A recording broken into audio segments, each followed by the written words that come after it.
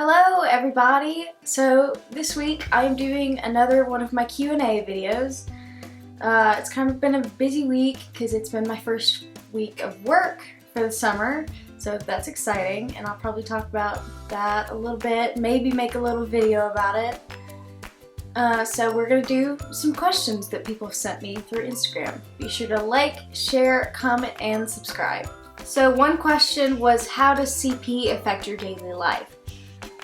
This question is really simple, but I think this is the hardest question that I had from people. So I don't know is basically the answer, because I've had CP my entire life. Some people have disabilities because of car accidents and then they have to adapt from that, but I've had this my whole life and a lot of things are different, but I don't know how they're different because I don't know what my daily life would be like without the disability, if that makes sense. So honestly, I don't know, and there are a lot of things like, oh, this doesn't work for me, so I need to do something different, but it's weird because I don't know what it would be like without CP, so I can't tell you how it's different with CP, if that makes any sense. But having said that, this channel is supposed to be those differences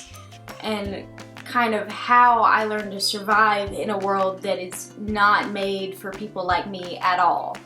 There's just countless examples of accessibility and just the way people react to me. That's challenges that I have to face, and it's challenges that a lot of people will not have to go through because they don't have disabilities. And there's a lot of simple things too. And as this channel grows bigger and I have more questions from people and more things to talk about when I'm an adult and I go out into the real world, I'll have more things that kind of show you what those differences are, and you can kind of tell me from a typical person's perspective how it's different. So the next question is the kind of things I'm doing while staying at home and social distancing. This is an old question from several weeks ago, but I think it still applies because there's rules, social distancing out at stores and things. So I'm getting out of the house a little bit for swim practice, and then a friend of mine, we've been going out and going to Target and just walking around, having fun. We haven't been going all over the place, but we have gone a few places. And we've been wearing our mask. My mom has been making me some masks for work and for going out and all that kind of thing. We've stayed social distance from people.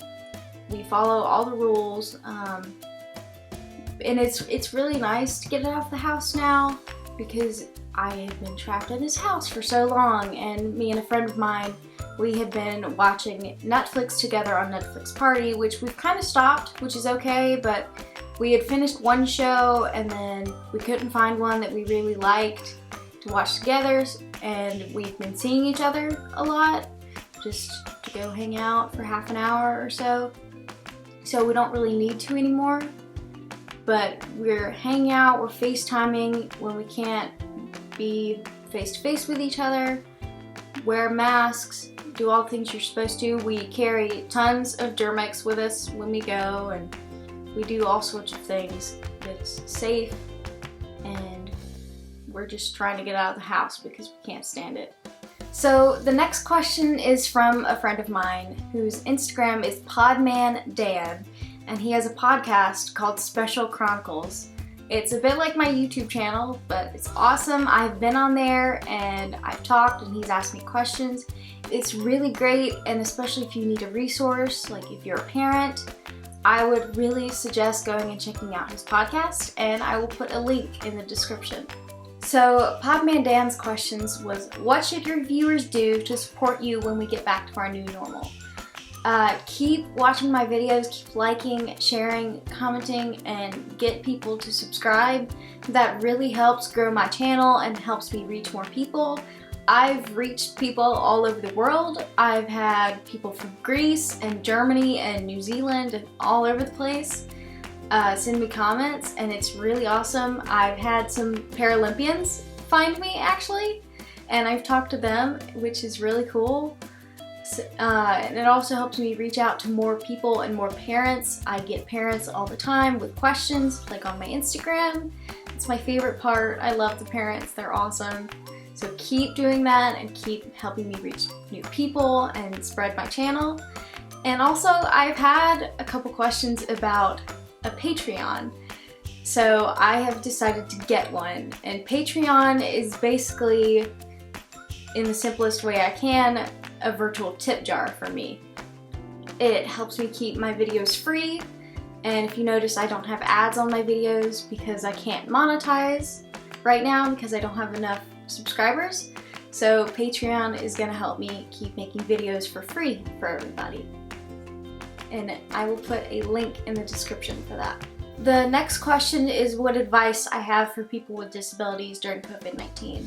This is a weird question because, as I've said so many times, there's such a large range of disabilities and mobility and just all sorts of things. So it's really hard to just give one single piece of advice that applies to everyone. But the best thing I can say is just stay safe and know what you need to do to keep yourself safe. As I've said, I go outside and I wear my mask, and that's not just for me, that's for other people, because I never know. There could be someone who has a medical condition that puts them at risk, or I could meet someone who lives with someone with a medical condition that puts them at risk, and I don't want to spread it and hurt someone else because I'm not wearing my mask.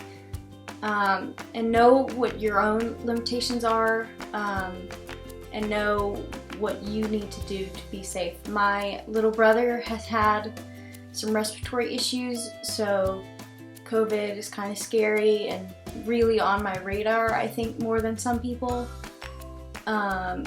Like, I don't take him into restaurants. If he wants to get Chick-fil-A for lunch, I go and get it myself alone, and I wear my mask and I don't go inside because I don't want to bring it home to him, because it could really be serious if I brought it home. So most of these are about my CP, which is fine, but I did get a question which was, how many pillows do you sleep with? This question just makes me laugh, but I sleep with one. I'm boring, I know, but when I sit up in my bed, I use two to help support my back. That wasn't a question, but I find that a little bit interesting. So the last question was from a parent asking how they could help their child internalize their difference and have them be a happy, confident young kid. I really loved this question and I answered it for them on Instagram because it was through direct message, but I figured a whole bunch of parents have this question and this is probably one of their biggest fears, so I wanted to share it on YouTube.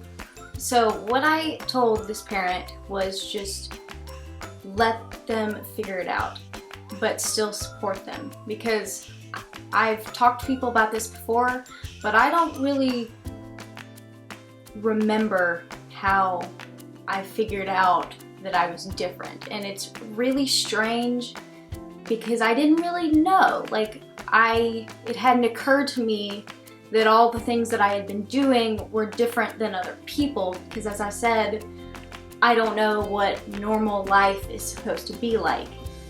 And I honestly do not remember when I figured it out, but it just sort of clicked in my brain one day.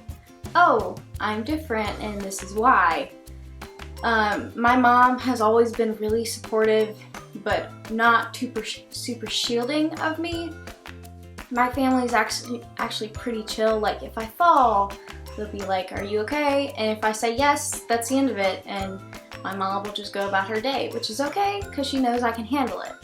So, and it's really difficult to answer this because every child is different and every disability is different, but the best thing I can say is if they have questions, answer them and just try to support them, and don't make them feel like there is something wrong with them, because there's not. There's something different, but they're not defective and they're not any less beautiful and amazing than any other kid.